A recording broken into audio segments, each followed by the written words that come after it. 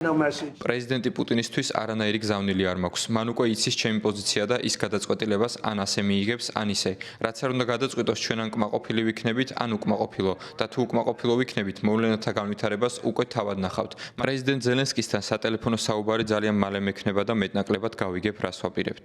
არაერთხელ გამოხატეთ თქვენი იმედგაცრუება ვლადიმერ პუტინის მიმართ, თუმცა მას შემდეგ რაც თანამდებობა დაიკავეთ, რატომ არანაირი ქმედება არ მოჰყოლია ამას? How do you know there's no action?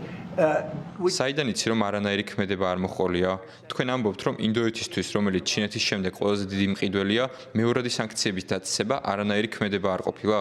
ეს რუსეთს ასობით მილიარდი დოლარი დაუჯდა. თქვენ ამას უმოქმედობას უწოდებთ? ჯერ არც მეორე და არც მესამე ფაზა არ დამიწყია, მაგრამ როდესაც ამბობთ რომ უმოქმედოდ ვარ, სჯობს ახალი სამსახური იპოვოთ. თუ გახსოვთ, ორი კვირის წინ თქვი რომ თუ ინდოეთი რუსულ ნავთობს იყიდდა, პრობლემები შეექმნებოდა და ასეც მოხდა. ამრიგად ნუ მეუბნებით რომ უმოქმედოდ ვარ. And that's what happened. So I have